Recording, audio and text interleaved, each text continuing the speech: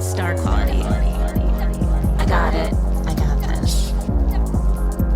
You got it. You got it. My chart says so. Look at me go. Sun, moon, rising. It's all about time. It's all about time.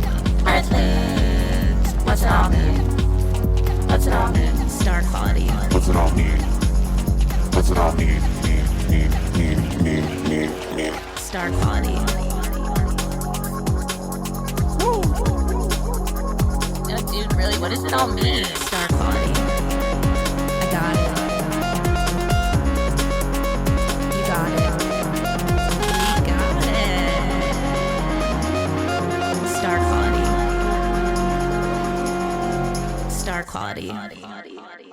What is up, my star party people? It is me, your host, Stevie, back with another episode of Star Quality. Happy full moon, juicy full moon, essential new moon, need this full moon. I've been seeing a decent amount of dread centered around this full moon. And I don't know, maybe it's that feeling like it's welcome right now. It's due right now. And it's our first full moon out of the really wild astrology we had in April. The last full moon was in Libra and it was out of the eclipses, but we were still just narrowly in Venus retrograde. So this is our first full moon out of the retrogrades, out of that time period of what I called the retrograde revolution, where the first half of the year, maybe not first half, but the first 4 months of January through April were really internal, transformative, reflective, asking us to really channel what the tarot card is for the year, the Hermit, and to step back and look within of like what is feeling good and what is not so much. And this Scorpio full moon that I'm going to get into in a little bit, it brings back into the conversation where we are really done with something.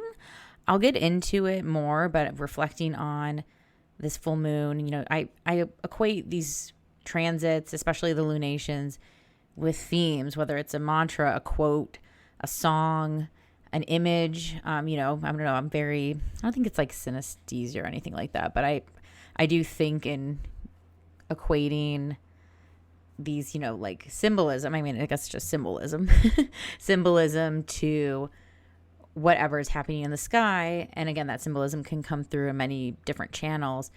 But for this, it was this theme of quotes. And maybe if you can think of more, let me know, because I thought of two. And this full moon feels like to me in the scene in Twin Peaks: The Return, when David Lynch, this is not really a spoiler at all, so keep on going. When David Lynch, his character, oh my God, what's his character? Detective Gordon Cole, of course, is reunited with Denise, played by David Duchovny, who is playing a trans character in the show. And, you know, the Twin Peaks Return, if you don't know, it's, you know, decades later. I mean, I think it came out in 2017.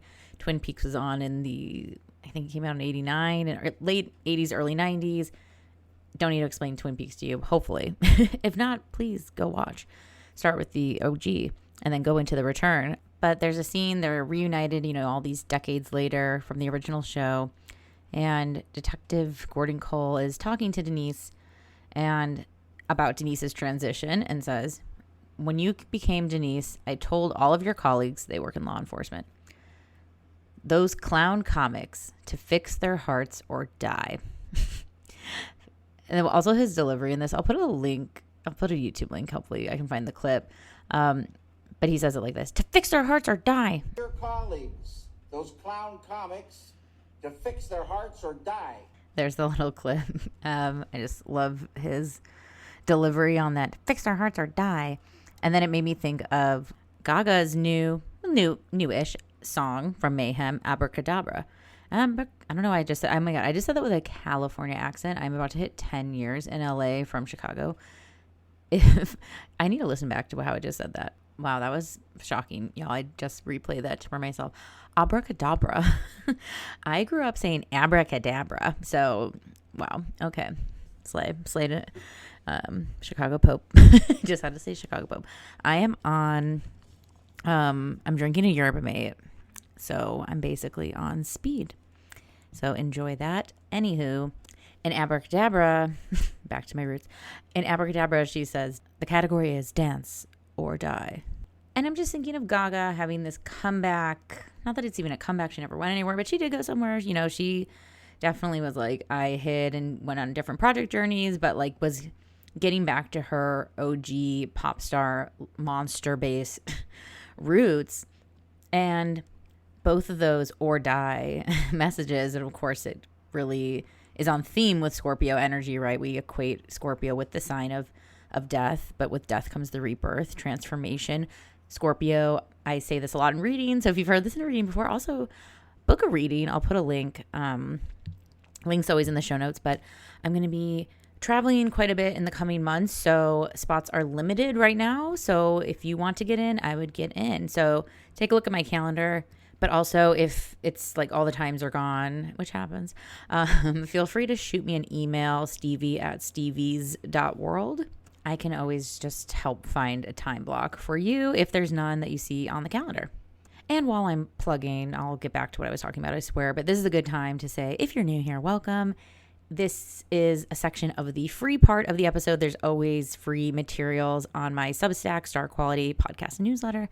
But if you would like to become a third space member, that is what I call the space of the paid tier over here on Substack. So for $7.77 a month, if you can tell, I love an angel number, you can help support this platform. It is all user supported. You get all the paywalled content. You get your full weekly horoscope. I always release Monday through a tease of Wednesday for before the paywall, but subscribers get the behind the paywall. You also get access to the subscriber only chat, which I'm curious for my third space members. How are you feeling about the chat? Do we want to move to a side platform? I don't know if Substack is just starting to hopefully have the capabilities for y'all to start topics, because right now it's just where I start the topic and you can hop on the thread. But so far we've been having a good time over there. So we can discuss as third spacers together. And yeah, please subscribe. Please write a review if you're listening on a podcast platform. This episode is audio only today, but there's always great images and references, and there'll be the image of this chart in the show notes in the Substack post. So yeah, I appreciate you supporting me. If you like what you hear, if you're getting some value from this, I appreciate you choosing to spend your hard-earned dollars on an indie astrologer like I. Okay, I had to go back and was like, what was I talking about? I was talking about my Scorpio theme that I love to say. So if you've heard this in a reading before, shout out to my real ones.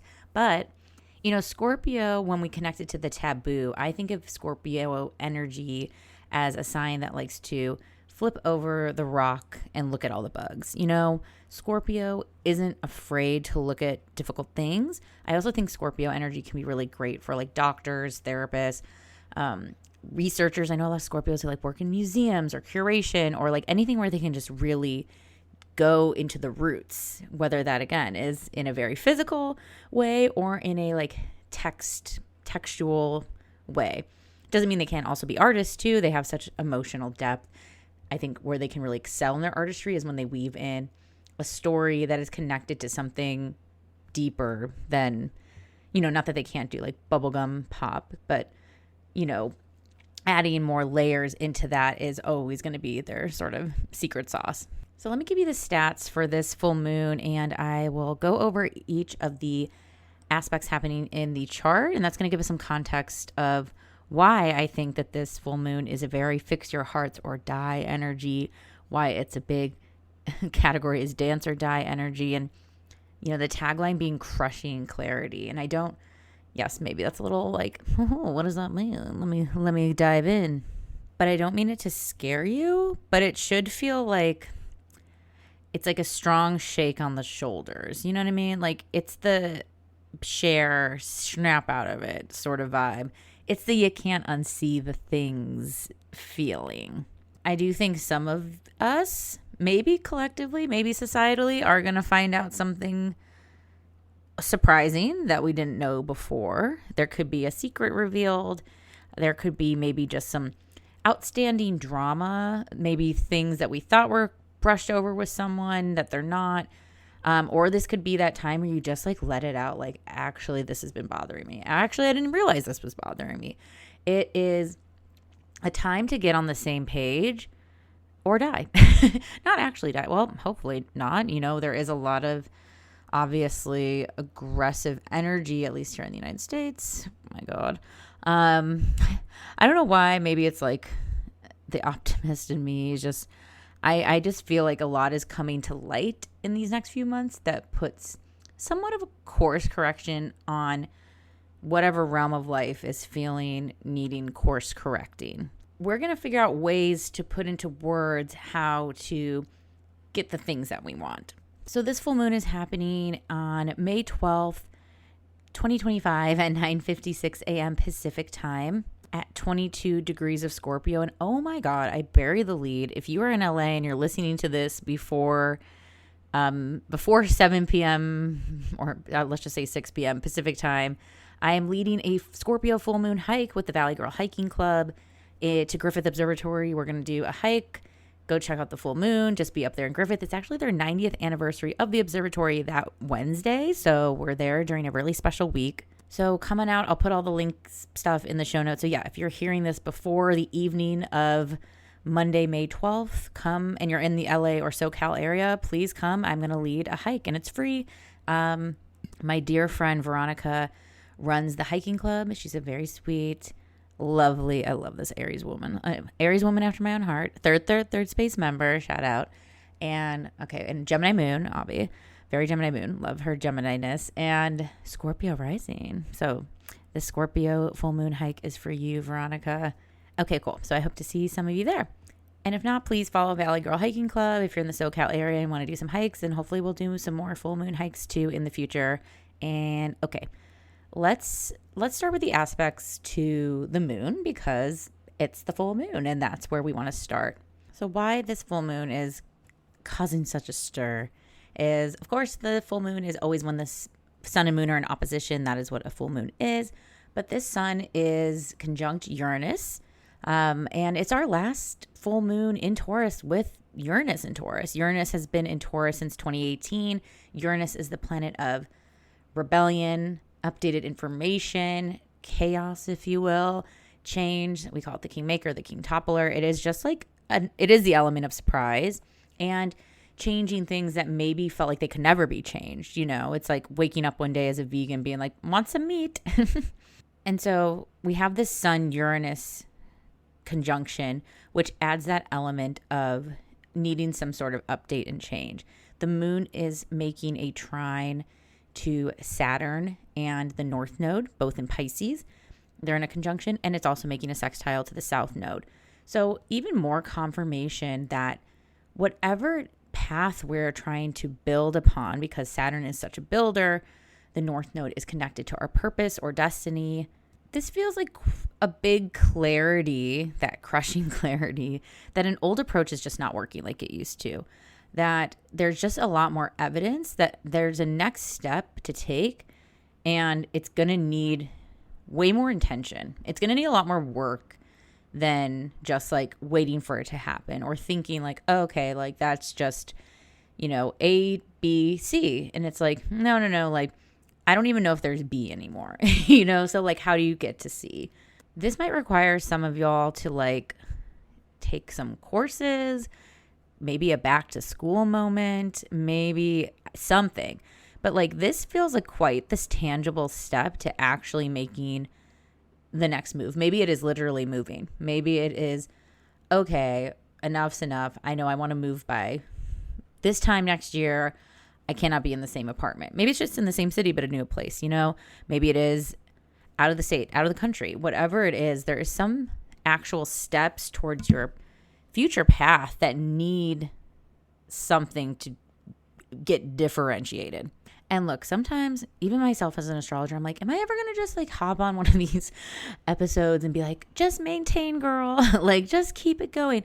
And there has been times in the past, you know, when I was doing my old podcast, What's Your Sign? Like I've done astrology during more stable times, but this year is just the most action-packed astrology year I've ever seen. So if you are getting to astrology also for the first time in your life this year, wow, what a year to enter.